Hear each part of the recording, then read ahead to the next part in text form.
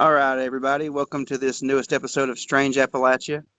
Tonight we're coming from the Corona bunker since we're all huddled in here together trying to do this thing. Um, we've got a special guest on tonight's episode, and I'm kind of proud of him. It's my son. And the reason I'm proud of him is I've been doing this paranormal research and legend research for a long time, and he actually has found a Appalachian story, an Appalachian legend that I had never heard of before. Um, so, that's pretty cool. I'm glad he's kind of got that, I guess he's got the gene to go out and look for paranormal, supernatural stuff, and he's kind of interested in the same things that I am. Of course he is, he's my son. So, you got anything to start us off with, JD, before we get into that story? No. Let's hear what he's got. After you told me about that, I went out and looked some stuff up on it as well, so I could talk about it as well. So we'll see what he's got, and we'll go from there.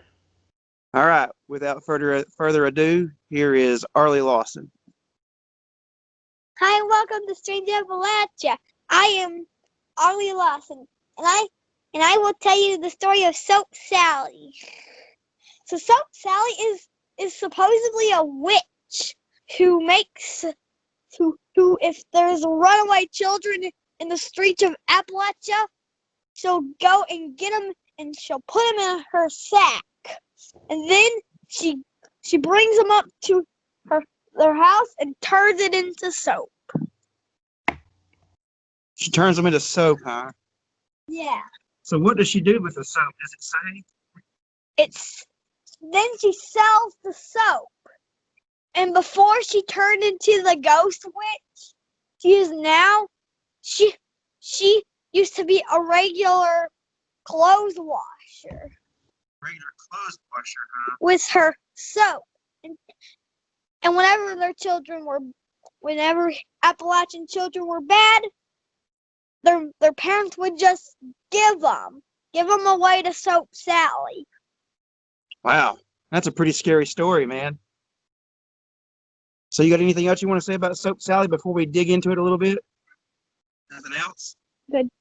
All right, that's all he wants to say. So, Arlie, thanks a lot for that Soap Sally story. That's pretty good. Like I said, that's a story that I'd never heard of. And we did do some research into this, and come to find out it's a true story. It's actually a legend from the Appalachian Mountains. Absolutely. The research I did, he hit pretty much all the main points. Scary witch, steals children that are, either runaways or orphan, people that aren't, necessarily, well taken care of, I guess would be the opportune way to describe that. But she would kidnap these kids, turn them into soap, and then in some cases go back and sell that soap then to whoever is looking for the kids, which is kind of a dark, twisted turn on the story there. But the research I did also indicated that the witch we talked about way back when we started this thing with the dog man, that was sort of the mother of the dog man, may actually sort of tie into the Soap Sally thing. Yeah, it's funny. Arlie's already left too. He didn't have time to hang around for the rest of the podcast. I guess he had some Minecraft to play or something. But yeah, that's the indications that I got as well. I know that some of the stories, the main bulk of the stories comes from further south of us, Right. where we're located. But there are a handful of those stories floating around the Wise County area. The other thing I think is interesting is the name Sally, Soap Sally. Walking Sally is another name that we get for like a lady in white. That kind we of talked about Walking Sally a little bit on the Traveling Ghosts episode that we did. Yeah, so it's interesting that name kind of pops up. It's a pretty common name. I don't know if you can hear it in the background, JD, but I've got a huge storm coming in, and these cicadas are going crazy. No, we're not getting any storm or cicada noise here. So Awesome. I just want to throw that out there real quick to see if we could hear it. Anyway, No. yeah, that name Sally, it it's a very common name, and so that's probably why it gets attributed to a lot of the different supernatural entities in the area. Sure. All right. Well, anything else on Soap Sally before we move on into the sort of the bigger picture of this episode? No, I just thought it was pretty neat that he found that, and Absolutely. we'd never heard of it before. It's just really interesting. I mean, it just goes to show you that no matter how long you're doing this, there's always new stuff out there, always new stories out there, Mhm. and Soap Sally is one of them. Absolutely. So sort of the main course of tonight's episode, I guess you would say, we're actually going to push the limits of Strange Appalachia here just a little bit. We're going to go to almost the very northern tip of the Appalachian Mountains, up into Vermont, New York, and even a little bit up into Canada with this next story. So why don't you give us an introduction there? All right, so when you push to the north of us, the very, very far north, you run into a lake that's Lake Champlain. Is that right? Champagne? Champlain or Champlain. I'm not sure the actual local pronunciation of it, but it's either Champlain or Champlain. And so they have a monster there that they call Champ. And it's kind of like a Loch Ness monster kind of story. There are tons of sightings of this monster. And it actually ends up being a little bit different than the Loch Ness monster in a lot of places. Some people report it being an eel. Of course, there is the classic story of it being a plesiosaur, and there's also stories of it just being a long-necked monster. And so, actually, one of the best photos ever taken of a lake monster is of this Champ. And as far as that picture goes, it's pretty easy to look up. If you just, Google Champ or Lake Champlain, you'll get a picture of this monster. And the picture has a hump and then a neck facing away from the shoreline. It's a black and white picture. And let's see, I can get a date real quick as to when this picture was taken. A lot of people believe it was mid-70s, mid to late 70s, if I'm remembering correctly. Yes, that's what it looks like. Let's see if I can get an exact date. Anyway, supposedly this creature, 1977, it was taken by Sandra Mancy while she was on vacation. And it's a pretty convincing picture. It could definitely be something alive out there. Now, I've seen speculation that's a tree stump. And there's an artist rendering of it as a tree stump and not as a monster. Right. And so I could also see it being a tree stump. So, if her story's to be to believe, then it actually sank under afterwards. So Right. Tree stumps typically do that. Mm-hmm. So just a little bit of background information, not on necessarily the monster, but on the lake that I think is important when you talk about this. And this is, I'm just going to read this straight off the Wikipedia page, is the easiest way I know to do this. So the length of this lake is about 107 miles long, roughly, 14 miles wide. But the important thing that I want to bring up here, the average depth of the lake is 64 feet. The max depth, however, is 400 feet. And so in my mind, as I'm reading that, the average depth is 64. The max depth is 400. So that tells me that somewhere along the way, there is that the lake is going to be way more shallow to sort of bring that average closer to the 64 that it is, instead of the 400 that it is at its deepest point. Does that make sense? Yes. So a lot of this lake, just going by that, does not seem to me like it's going to be deep enough to have a large monster living in it full time. Now, the other thing is, if this is an eel-like monster, then that sort of goes out the window. That doesn't really apply much. So Yeah, there's a lady that's taken. She has a sonogram of this lake, and there's two large eel-like creatures in this sonogram that she's taken. Or I don't mhm, guess it's sonogram. I guess it's just a sonar reading. She's using that side scan sonar. yes, Um, and I was researching her and her little group that goes out and does the research. And so the sonar that she was using, they actually interviewed the guy that owns the company that makes that sonar, and he said that the speed that the boat was going in at the time, it could have caused some distortion, but that he had honestly never seen anything like it before. So once again, it's one of those answers that doesn't say yes or no.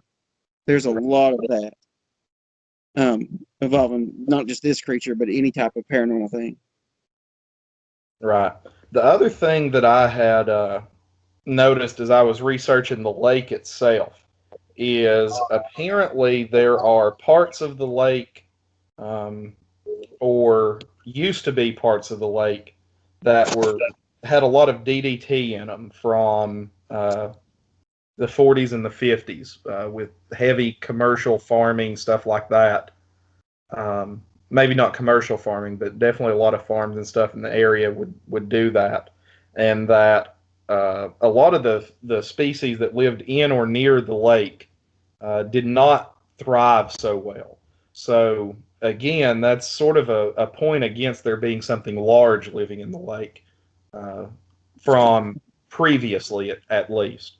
That it would be hard for them to have survived through that if a lot of the smaller fish that they were surviving on had died out as well. I'm going to read a quote here real quick from Samuel de Champagne, and he's the guy that actually surveyed the lake in Right. 1609. And he has a quote that a lot of people actually attribute to him seeing Champ, but he says, there is also a great abundance of fish of many varieties, among others, one called by the savages of the country, let me pronounce this right, Chalifuror, which varies in length, the largest, as the people told me, 8 to 10 feet long. I saw some 5 feet long, which were as large around as my thigh, the head being as big as two of my fists, with a snout 2.5 feet long, and a double row of teeth that are very sharp and dangerous. Its body in its shape is very much like that of a pike, but is well armored with scales so strong that a poniard could not pierce it, and it's the color of silver gray. And so that is very often attributed to being Champ. Probably what he's describing there is a gar, some Yeah. kind of large gar. But, a lot of people see that quote and then think, there's got to be something monstrous out here. And a gar is pretty monstrous. If you've never seen one, that's a pretty terrifying fish. Can be, absolutely, especially if you don't know what one is and you see it and you're like, wow, that thing is, a deadly looking something. And like I said, it's a weird looking fish. I'll tell you the coolest piece of evidence I saw and that I've heard so far is there's actually a marine biologist that was doing recordings on the lake, and she's actually in college when she did it, but she came up with echolocation in the lake. I don't know if you saw that or not, but there's I did recorded not. echolocation. Yeah, she's recorded echolocation in the lake. And as far as we know, there should be no species in the lake that does any type of echolocation. That is interesting. I didn't find that in any of my. Um, I'm finding it right now. It was from 2003. It looks like. Yeah. Um, So that's interesting. yeah. And when you play it, it sounds like echolocation. Yeah, that's And it's very funny, cool. it lists her as a cryptozoologist. Her name is Katie Elizabeth. And Dennis Hall was with her when this happened. That's another guy that was with her. And it sounds like echolocation. Like I said, they list her as a cryptozoologist, but I've seen her listed as a marine biologist. The information I'm looking at here just says it's a research institute, so it doesn't give specific names. So that's definitely interesting. I'll have to check that out. Um, but it's an interesting thing, and just like with all of these cryptids and stories that we've talked about, especially the bigger ones, the Bigfoot type stories, stuff like that, the local area has really embraced the story, um, and they're definitely have a tourism industry based on it. They have some festivals in that area that are based on Champ, or I've seen him called Champy as well. So Champ or Champy festivals and stuff like that in the area. So a lot of really cool stuff going on there with that. So I was just sort of blown away by how much evidence there really was of this thing once you started looking into it. Because I mean, like, everybody's heard of the Loch Ness monster, but that one is, almost certainly, when you start looking into it, a hoax, or a story at the very least. Maybe not necessarily a hoax, but definitely a story that somebody was trying to run with. But this one has some actual interesting evidence that goes with it that is not so easily disproven and written off. I know that a lot of times those large lakes up north, they have the Native Americans have a story of a thing called Mashimzaway, and that is the water panther, and it's supposed to be basically a giant panther with a long neck that lives underwater. And so, I could see them getting, if there is a creature, I could see them getting that confused. I mean, it's if you've never seen anything like that before, and you've got, one group of a weird creature living there, you're going to try to, especially if you're a native indigenous culture, you're going to try to attribute it to what you know. Yeah, sure. So, I mean, you see that. So yeah, it's pretty interesting. It's a pretty interesting story. I'm glad that we found it and got to talk about it a little bit, especially the part with echolocation. That's what blew me away. Yeah, like I said, until just now, I hadn't read that, so I'll have to go look into that and listen to it and research that just a little bit. Yeah, give it a look. It's pretty interesting. All right. Well, anything else to add on the Champy note? That's all I got on the Champy note. Nothing really to report. Yeah. Or nothing else to report. Yeah. The other thing, if you want to talk about a little bit, we've got a little bit of time left here from our time limit we were shooting for there. You want to talk about some of the stuff we want to do coming up next couple of weeks here? Yeah, we can. So this summer we've not had a lot of time this summer. JD, of course, works all summer at the camp, and I've been down here. And with the coronavirus going on and everything, we've not had that much time to go out and research if we wanted to. But coming up here this next few weeks, we're hoping that to get at least one expedition in up to where we usually go. We've got a couple of new toys to play around with. I managed to finally get a hold of a drone, and JD managed to get a hold of a FLIR unit. And so we're really itching to test those two things out in the field to see what we can come up with. Absolutely. Yeah, I've also got a couple of wireless cameras, and I don't know how well they're going to work in the woods because you got to plug them up. So unless trees are growing power, then I don't guess we'll be using them that much. But that it's pretty neat that we're going to have those for any of our indoor investigations. And we like Charlie said there, we've got at least one expedition or outing coming up that we're looking at doing, and we're hoping to get in 2 or 3 more to various locations that are outdoors where we don't have to worry about the coronavirus outbreak and all that good stuff. So we're doing our best to get stuff out. Like he said, it's been a little hectic getting schedules to work out. And you would think with the coronavirus and everybody being inside, we would have more time to do this, but it's actually ended up being the exact opposite of that. We've had less time. So, bear with us. We're going to keep doing this, try to get out as many of these podcast episodes as we can the next little bit. and hopefully get a couple or three maybe on-site, on-location expedition films out and see how those go. Yeah, I know. Hopefully we can go. We've got an area near the lake, kind of close to where John Ford had his sighting, and hopefully we can get down there and I mean, that's been years ago, but you never know what you're going to find. It'll be Right. worth going for. I mean, if nothing else, it'll be nice to go camping.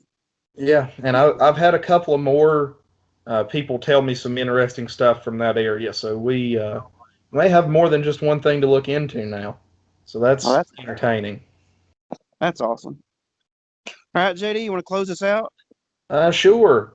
Just like I always say here, guys, if you like what you hear, give us a like, subscribe to us on YouTube. Check us out over on Facebook at Strange Appalachia. Hopefully here soon we'll be able to get out some of these events and things like that as they start happening again, as the coronavirus hopefully runs its course here soon. We'll get out and hopefully we'll have some stuff for you to look at and share with your friends and stuff like that. But like I said, right now, subscribe, like, all that good stuff. And, if you've got a story or anything you'd like to share with us, anything you'd like to hear us talk about, stuff like that, let us know. We're always open to ideas. So, see y'all next week, hopefully, maybe before then. And y'all be awesome. All right, y'all take it easy. Thanks.